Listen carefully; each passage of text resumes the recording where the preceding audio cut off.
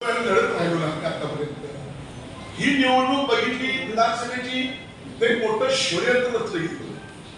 ही कशा पद्धतीने समोरचा उमेदवार पाय मिळेल त्या पद्धतीने मुंबईपासून इथपर्यंत सर्व विरोधी पक्षाच्या लोकांनी, सत्ताधारी पक्षाच्या लोकांनी एक फिल्डिंग लावली आणि आम्हाला कशी उमेदवारी मिळणार नाही यासाठी पद्धतशीरपणे प्रयत्न केले. मग आता मी विचारतो नेहमी राजांना, आपल्या उमेदवारांना, की महाविकास आघाडी उमेदवार होता, तुम्ही आमच्या घरी आलात, सत्कार केला, अर्ज भरला, शेकडो हजारो शिवसैनिक तुमच्या कामात होते.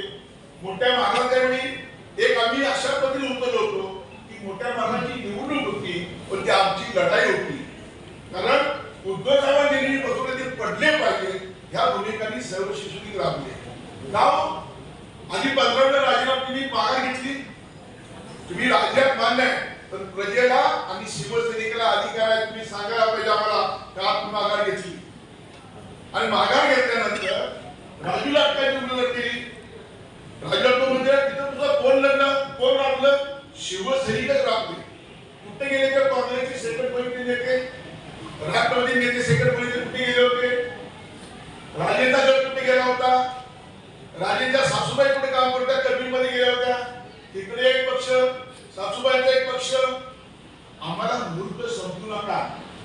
मला या निमित्ताने एवढंच सांगायचंय की आम्ही मूर्त नाही आहे. कसे काय काय घटना घडल्या भविष्यामध्ये, कोल्हापूरला का घटना घडल्या आणि कशा घडल्या त्या वेदना, ती जखम अजून आमच्या जीवाला लागली आहे. काय झालं असतं, आमच्या धनुष्यबाणाला उमेदवार उभा केला तर पडला असता, तर घराघरात आमचा मशाल घराघरात पुसली असती. या व्यक्ती ती जखम केली नाही. होय, तुम्ही राज्यात सगळं ठीक आहे, तुम्ही आमच्या महाविकास आघाडीचे उमेदवार होते त्यांची, तुम्ही सांगायला पाहिजे होतं की सगळ्यांना बोलवा आणि माझा का येतोय हे सांगा. तुम्ही विराट नाही सांगितलं की कारण मला कधी कोल्हापूरला भविष्यात तहसील करायची. आता त्याच्यावर कुठे काय कामत होतं, गट पूर्ण त्याच्या आपल्या विरोधात काम करताना मदत कुणा केली, आपल्या विरोधकांना मदत केली. महाराज साहेब राबून जे पण समाप्ती तेवढे हे ठेवले तुम्ही झाली घडली. त्याच्या एक अनेक घटना त्या अनेक वर्षात घडल्या.